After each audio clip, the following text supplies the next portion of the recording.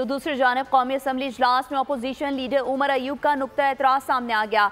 तवज्जो दिलाओ नोटिस जमा कराए थे वो नहीं लगाए जा रहे। चंद सवाल जमा कराए उनके भी जवाबात नहीं दिए गए। CCTV कैमरों की फुटेज को सामने लाए। अपोजिशन लीडर उमर अयूब कहते हैं ये पाकिस्तान की रियासत को मजीद कमजोर कर रहे हैं।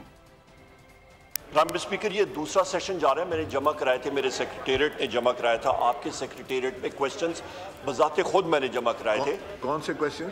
सर, मैंने 3-4 क्वेश्चंस मैंने जमा कराए थे आपके सेक्रेटेरिएट में। दूसरा सेशन जा रहा है और साथ कॉलिंग अटेंशन नोटिस था। दूसरा सेशन जा रहा है सर, वो तो 1 या 2 दिन में होना चाहिए, वो अभी तक सामने नहीं आया। आप अपने सार्जेंट एट आर्म साहब की ड्यूटी लगाएं या बाकी लोगों की ड्यूटी लगाएं और अपनी CCTV कैमरा जरा चेक कराएं। या गलत हुआ तो उसको आप CCTV कैमराज एक्सेट्रा से प्रूव करें।